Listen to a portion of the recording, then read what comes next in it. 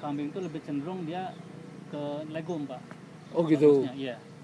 Tapi memang legum kan tidak mudah juga. Tidak mudah, tapi memang karena emang tidak mudah itu karena emang dia tinggi kan, Pak ya. Jadi harus dibantu oleh kita gitu. Di bagaimana? Ya diambilin kan. Pruning gitu. Ini juga nih model ini Desmodium. Legum ini juga. Desmodium ya. Ya.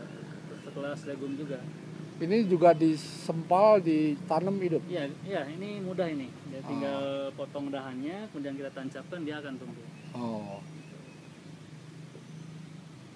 Terus kalau itu? Ini sama. Oh, Desmodium juga. Iya. Kita lihat di bawah juga ada Pak, nanti model-model tanamannya. Ini Stargrass, cocok untuk ladang penggembalaan. Dan di pinggir-pinggirnya legum. Legum itu lamtoro segala itu. Dan kita awetkan, nanti ada contohnya di sana di bawah. Oh gitu.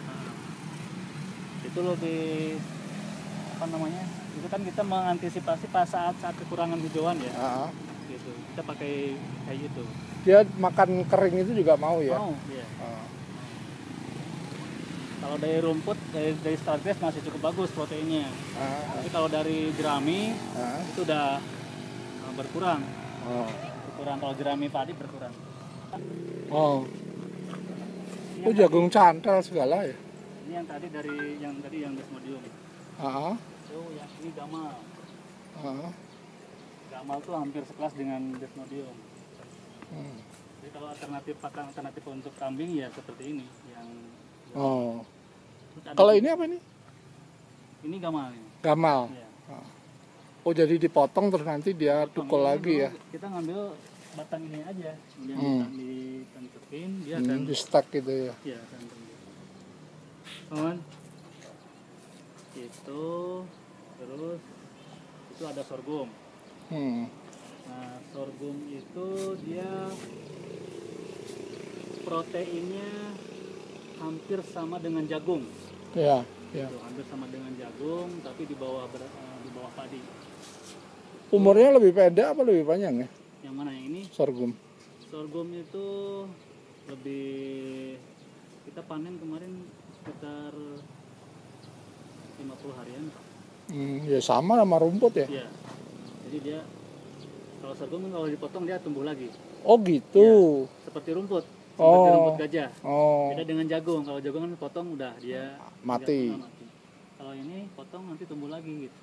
Nah makanya keuntungannya diantaranya mungkin alternatif untuk pakan kami juga bisa. Kemudian ini alfalfa.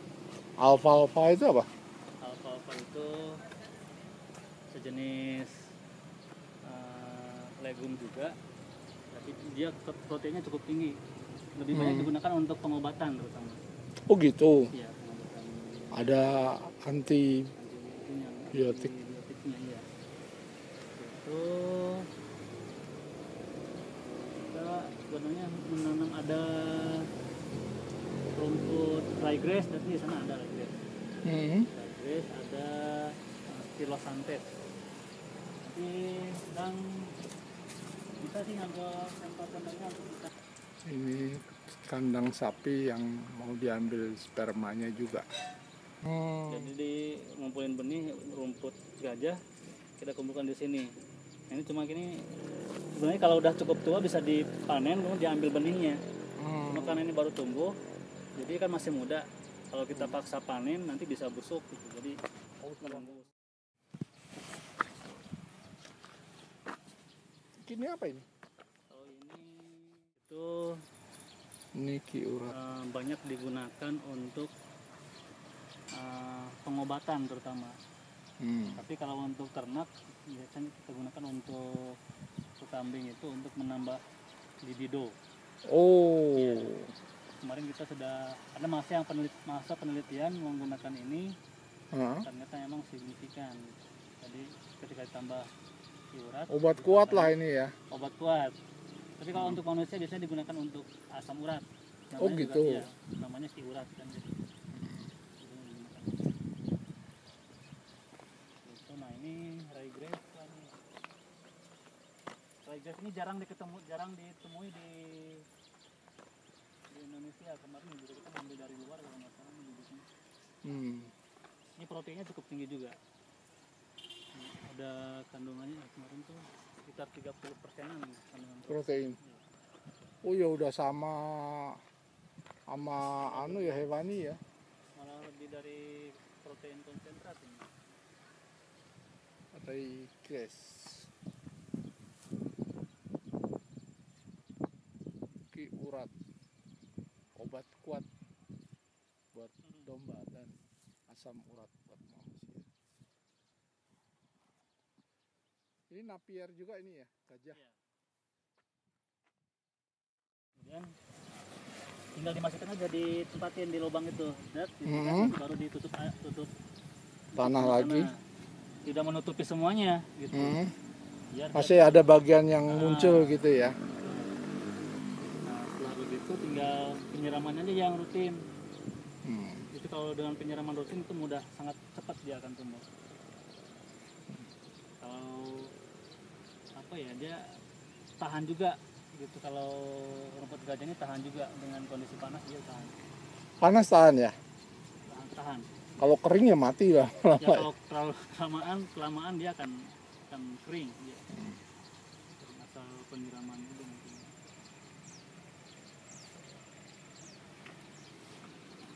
Kalau benih sorghum banyak sih Pak yang jualan. Oh gitu. Ya. Kemarin juga kami cari di internet itu, cari benih sorghum, ada yang jual dan kita beli. Ternyata ketika kita coba ditanam, cepat juga dia tumbuhnya. Dan dia seluruhnya, tapi di penggal kan daunnya juga dikasih bisa dimakan kan? Iya, bisa dimakan, iya. Jagung kan sekarang juga gitu. Usianya mungkin jangan terlalu, sebenarnya untuk usia panen itu kita lihat kondisi batangnya. Kalau sudah terlalu keras, jangan sampai terlalu keras gitu, karena dia kan akan memakan itu. Energi untuk makan. Tapi Kan kan makanan semua dirajang kan? Iya. Pakai mesin kalau itu. Kita kan pakai mesin chopper. Jadi chopper. Tapi kalau misalkan udah terlalu keras, biasanya si ternak nggak mau. Oh gitu. Iya, dia nggak mau. Jadi kalau mau jadi kayu gitu nggak mau dia? Iya, nggak mau. Makanya kalau secara naluri begitu, makanya kalau misalkan kita terlalu tua memotong, itu di kandang itu akan banyak sisa batang-batangnya. Oh, enggak di tempat makan itu. Di tempat makan itu dia akan banyak sisa. Karena dia lebih cenderung mengambil yang lebih renyah dia makan. Kalau rumput ini katanya manis ya? Saya pernah nyoba manis Pak. Yang mana itu? Yang ini juga manis. Ini. Ya. Oh. Makanya kalau seorang tinggal dipotong dimakan aja orang kan gitu. Ini yang ahli pakan itu dia belum, pokoknya harus mencicipi ini rasa rumput itu bagaimana gitu. Kalau manis berarti masih bagus kan. Ini semua satu benih ini ya yang tinggi. Iya, ini ada yang beda tuh sebelah sana, cuma dia lebih, kalau ini agak besar Pak, batang ini agak besar. Kalau yang di sana ada yang kecil, itu varietasnya lain lagi.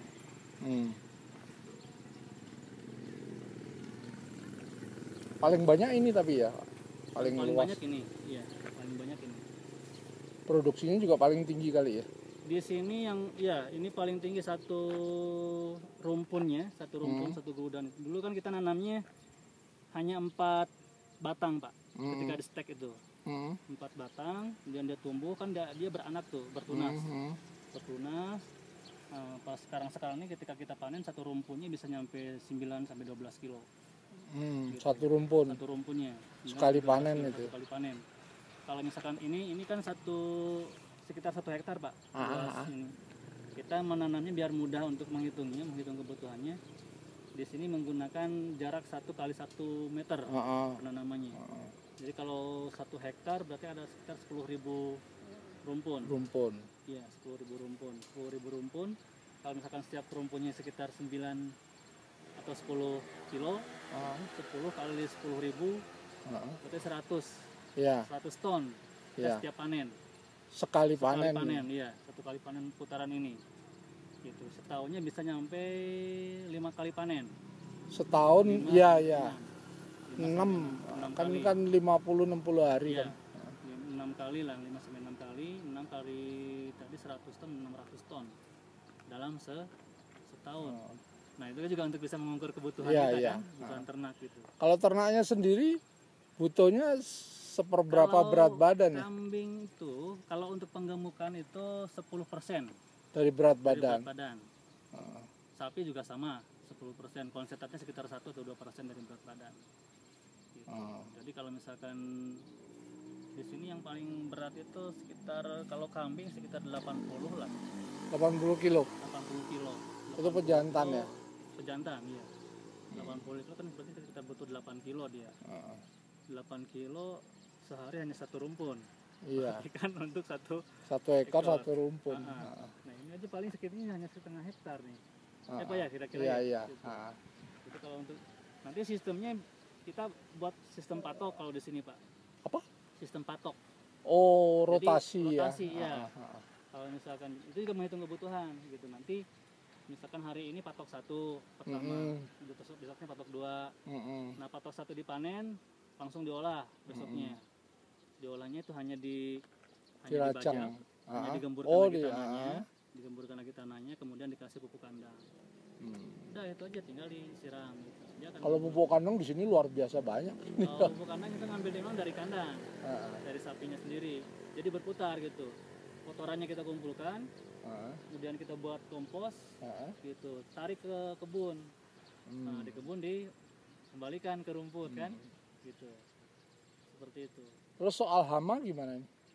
Alhamdulillah selama ini kita pantau kalau misalkan ada kemungkinan dia kena hama langsung kita kendalikan dengan kalau misalkan antisipasi ada apa namanya kekurangan apa gitu kita cuman karena dia berubah warna langsung ditangani. Ya, kita lihat, ya.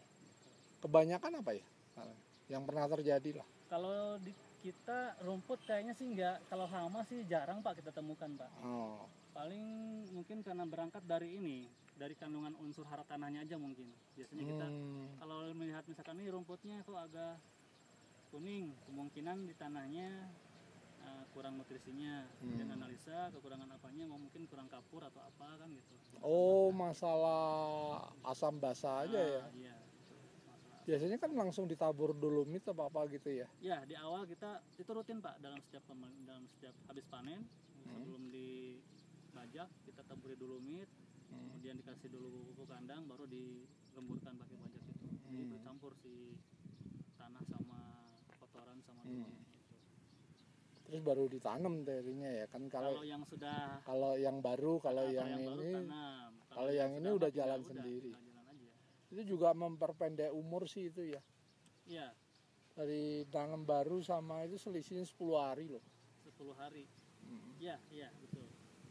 Jadi jangan kalau udah dipangkas jangan terlalu lama. Dia akan cepat tumbuh. Jadi kayu. Gitu. Kalau yang saya rasakan sebenarnya nggak banyak kendala sih Pak nanam rumput itu. Iya. Kita pernah ada yang 5 hektar di sana di bukit sana itu. Perasaan kan bareng-bareng tuh nanam itu. Ya kalau bareng-bareng kan berarti ada yang nanamnya coba-coba gitu. Tapi ketika kita tunggu ternyata hasilnya bagus gitu. Beberapa saat, sebulan, biasanya kalau pas panen pertama setelah penanaman itu tidak langsung cukup waktu lama biasanya. Tidak 50 sampai 60, biasanya sampai 2 bulan gitu. 2 bulan setengah baru kita bisa panen. Ini jalan motor juga.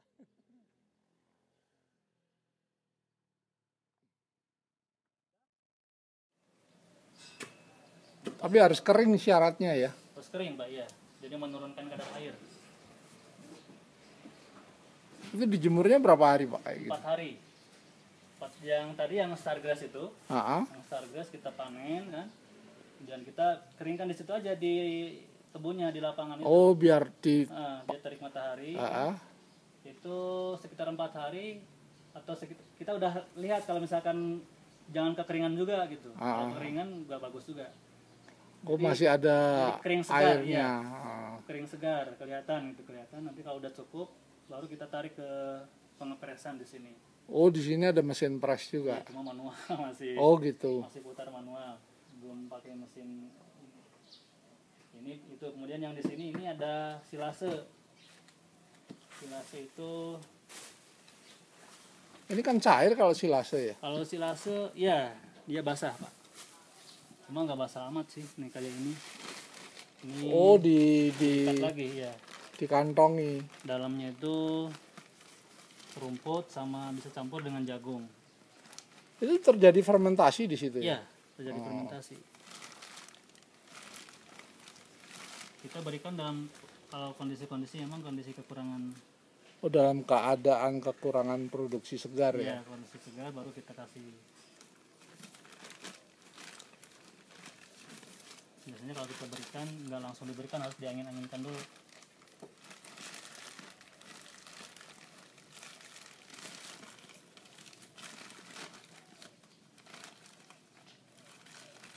Susah.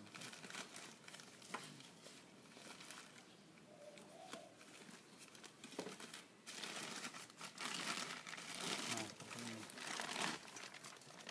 Oh, Ini jadinya jemek gitu ya? Iya. Ini atasnya kita buang, sebagian kita buang karena biasanya emang bagian atas itu agak kurang enak baunya. Buang baru ambil yang sebagian tengahnya. Itu biasanya lebih segar. Tapi sapinya bau enak nggak enak emang dia berubah perangainya? Kita lihat nanti biasanya kalau yang suka dia makan. Gitu. Oh, malah kadang-kadang kan kalau yang fermentasi bau, tapi justru kotorannya jadi nggak bau katanya. Iya betul. Tapi baunya kalau mau baunya emang bagus, baunya ada khas gitu, baunya bagus. Sapinya suka dia. Tapi kalau baunya terlalu menyengat, misalkan karena ada kandungan, Ya nanti dia tidak makan. Dia makan.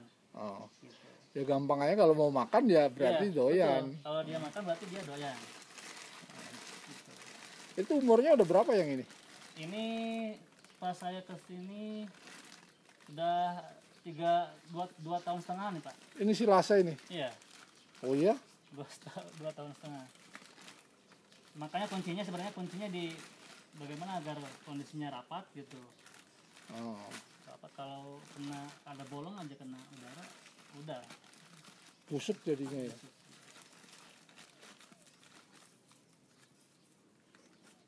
Kemarin yang dari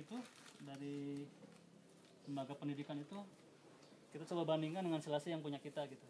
Nah, mereka bawa yang dari jerami padi itu. Oh yang Yang dia fermentasi itu gitu. Nah, pas saya cium, belum mencium sebenarnya, baru kemudian melihat dari luar sudah kecium baunya agak menyengat yang mereka bawa. Kemudian kita bandingkan yang kita keluarkan. Ini itu ketika kita buka keluar nggak bau ini tadi nggak bau nggak bau ya nggak ini apa nggak menyengat. Terus raginya apa ya kalau di sini kan tergantung Ini ragi juga ini. Sebenarnya ada yang tanpa tambahan apapun gitu, asal pokoknya ada vakum, asal kondisinya anaerob gitu Pak. Gitu. Itu bagus. Ada juga yang pakai dedak. Oh, dedak ya. Pakai dedak, ada juga pakai molasses. Molasses itu kan gula itu kan, tetes tebu itu. Bisa pakai itu.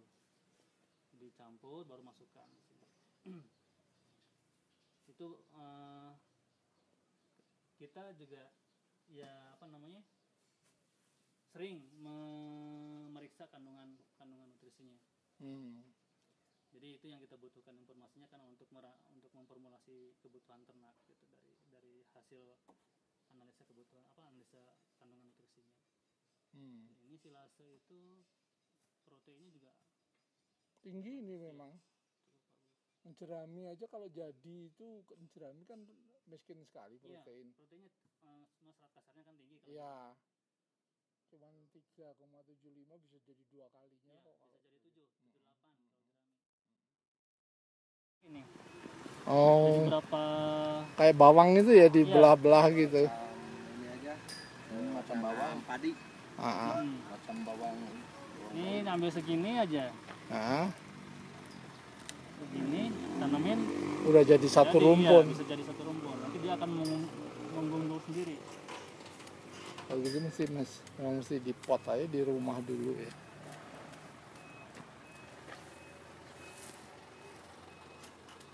ini anu loh untuk peternakan kita yang umum, peternakan rakyat, nggak umum juga ya. Iya. Ini jarang Pak di Reno rumput kajana. Udah di sana. Udah lah, saya cukup.